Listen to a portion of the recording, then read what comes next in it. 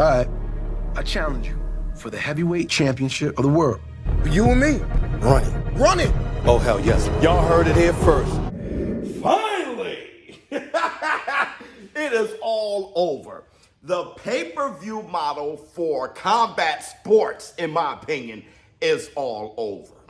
Dana White, breaking news, just said that the pay-per-view model for MMA, for the UFC, is over. I'm going to tell you what I think that means for boxing, what I think that means, period, for the pay-per-view model for combat sports. And MVP wants to wager with the War Room, ShowBizz the adult, that Canelo Alvarez versus Terrence Bud Crawford will not be bigger than Mike Tyson versus Jake Paul. Oh, you want to bet the biz?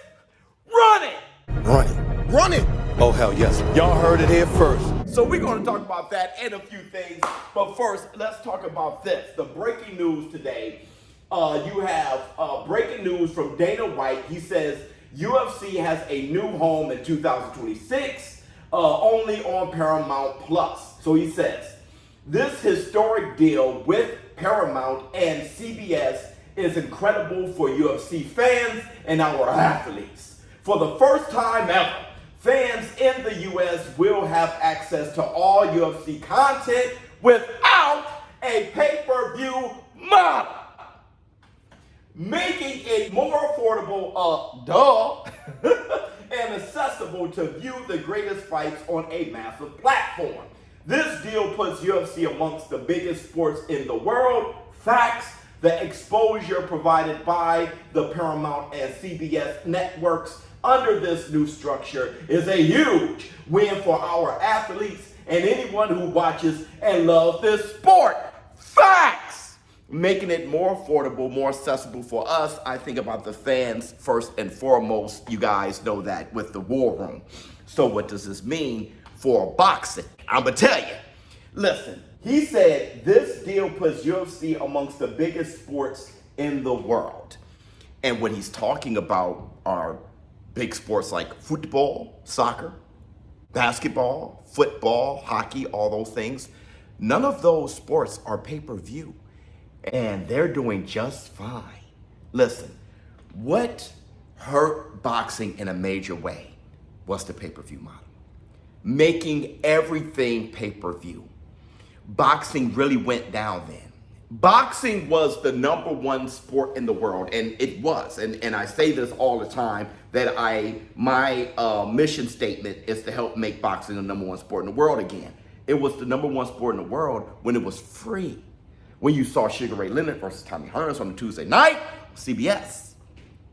When you were watching the biggest fights in the world, knowing that when you leave work and have dinner, you are going to be able to turn on the TV, simple, and access the fight. He said making it more affordable and accessible. Yes. Plus, you know, not everybody has the type of money to keep throwing out pay-per-views, okay? And it's the reason why illegal streaming became such a big thing. Piracy became huge with combat sports. And I think the best way to combat that is to be more accessible. Because here's the thing about piracy. When you're streaming, the quality of the fights you get, you just cannot secure that everything is going to work peachy key with no disruptions and no bad quality or no pixelated shit. So you get the real deal and it's accessible. You can access it very easily.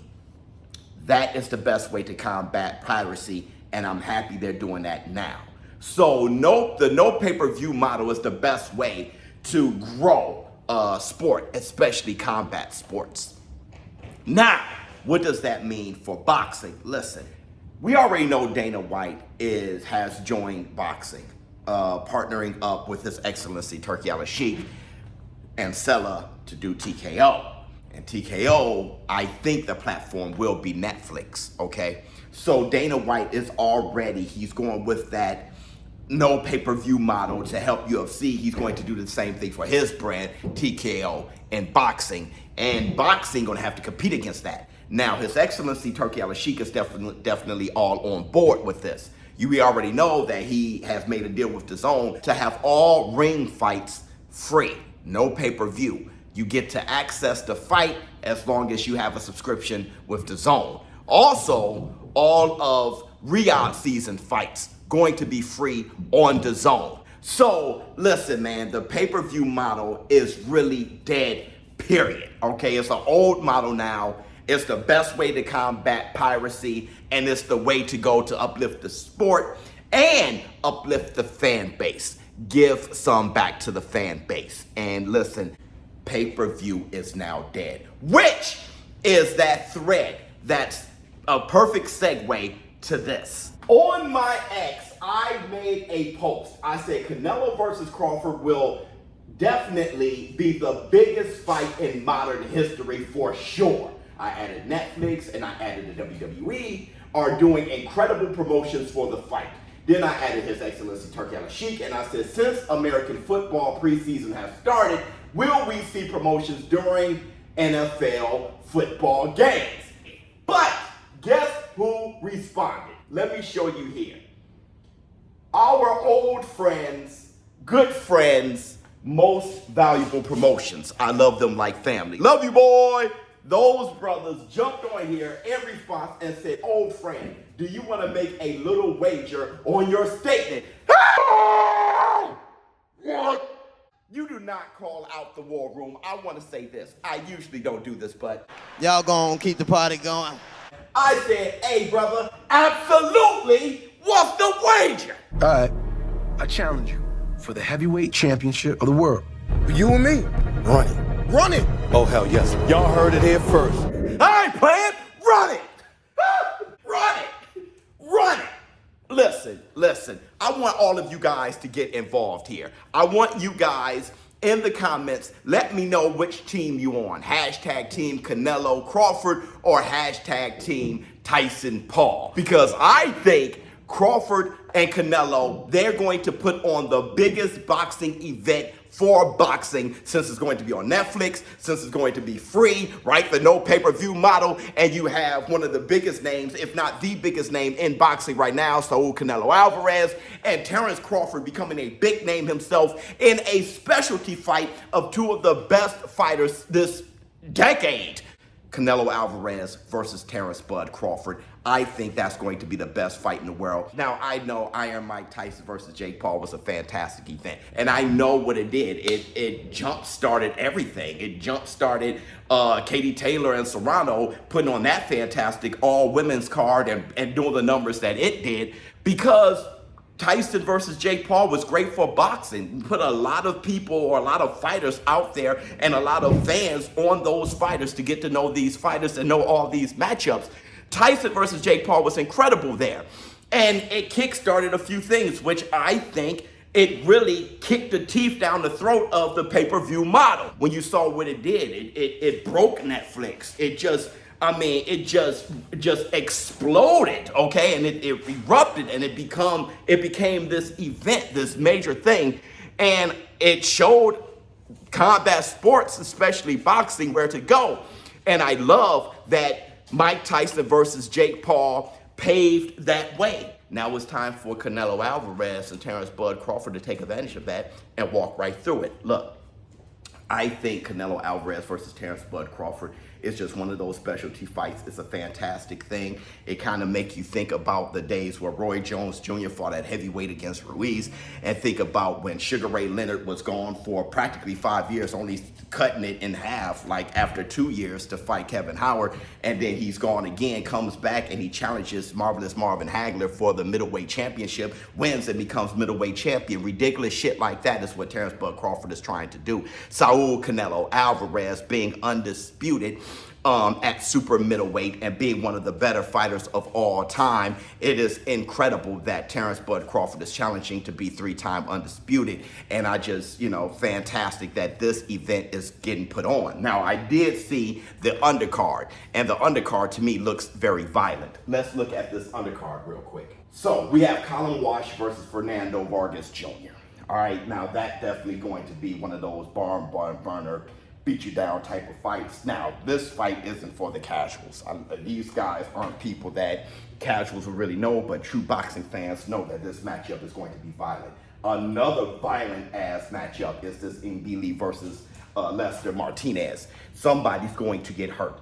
This is going to be a blood war, and I like that. I like that His Excellency Turki Al-Sheikh is putting up these type of matchups. And a lot of people want Saul Canelo Alvarez to defend his undisputed titles against Mbili. Now, he's going to have to get past Martinez, and there's always something to have that type of, you know, a salivating, mouth-watering matchup that you want from Canelo and Mbili. You put them on the same card. That's how you set some shit up like that. And my boy, Muhammad, he's going to be back to put on a fantastic display, I'm thinking. Okay, that's what I'm expecting. Muhammad is a young up-and-coming fighter, and he's been on a lot of His Excellency Turki Al-Sheikh's card, so that's going to be something. Now, I cannot help but to bring up the VADA testing here at the end. I have made some requests for Team Canelo Alvarez to be transparent with their VADA testing, to reveal the test that they've taken, just to show that listen, I want to say this, all right? First and foremost, I don't think Saul Canelo Alvarez is dirty. I don't, all right? I think he's clean, honestly. And I think I believe that it was tainted meat. I do. You guys probably don't remember, but I had a huge debate against Jeremy Harridges on Instagram, and we debated this exact topic, and it's true. I do think that Saul Canelo Alvarez consumed tainted meat, and there's a lot of just receipts to show how many people were popping for clenbuterol after eating tainted meat out in Mexico. It was just a real thing. Okay, so, and I think the amount that he popped for was consistent with tainted meat. So I actually think Saul Canelo Alvarez consumed tainted meat. I don't think he's a dirty fighter. But honestly, I feel that way about Ryan Garcia. Ryan Garcia, I think he didn't intentionally consume 6 billionths of a gram of ostarine, and I broke down reasons why. Okay, I feel the same about Big Baby Miller, his last time popping. I think that he didn't intentionally ingest PEDs his last time he popped, and I had data to prove that. Same thing with Alicia Baumgardner, and honestly, Conor Benn. I actually apologized to Conor Benn for, you know, just the way I was making fun of his whole situation, but honestly, I don't think he purposely took PEDs after looking into it and looking into the situation and him talking about eggs, and we thought it was funny. But then when I look into how eggs are being produced, I don't think Conor Benn intentionally consumed PEDs as well. So, and I definitely don't think Terrence Bud Crawford is on PEDs either. And I know he's associated with Victor Conte. Hell, he's not pulling back at all. Look how he doubles down in this video, just shouting out Victor Conte and Snack. Shout out Snack. What up, Vic? What up? It's your boy. He's a snack athlete. Team I Crawford. am a snack influencer. Not an athlete. And really, I prefer that. You know, I prefer the, hey, listen, we're together, we work together. Victor Conte's my guy, he's my nutritionist, and Victor Conte's like, listen, this is, you know, transparency on what we actually do at the snack facilities. This is what's going on here, and here's the VADA results, which I'm thinking is just better, right? When we know what's going on with Reynoso and how a lot of boxing fans feel about his camp, I think it's best for Saul Canelo Alvarez's PR to be more transparent with the VADA testing. And honestly, I don't think I've ever seen a VADA test from Saul Canelo Alvarez other than the Triple G thing where he popped. All right, other than that, I know they don't actually give up that type of information, and it's up on the promoters, it's up to the promoters to do so, and they usually don't. All right, so hey, you know, you don't have to. They don't have to, but I just think it would be best for the PR for Saul Canelo Alvarez or for Team Canelo to show just some VADA testing and the fact that they're being tested, so everybody can calm that shit down and look forward to September 13th. I'm going to say this. Listen, War Room, we have to push this fight. Hashtag Team Canelo Crawford. We're going to put a wager down up against MVP. MVP, it's time to run it. I think Canelo versus Crawford is going to be the biggest fight in boxing current history. ShowBizz the dope. I'm out. Huh.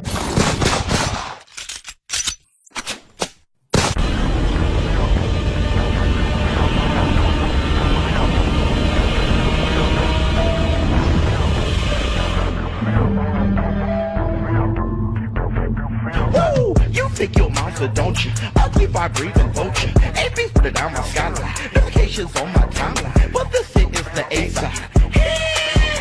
You think you King Ghidorah? But this is King Nello Ninja, the king of the monsters. Take 3 of you to step to the giant, but I'm defiant. Face of boxing, I'm a legend, like the Mayans. Yeah. Let go. Nello. Let go. Nello.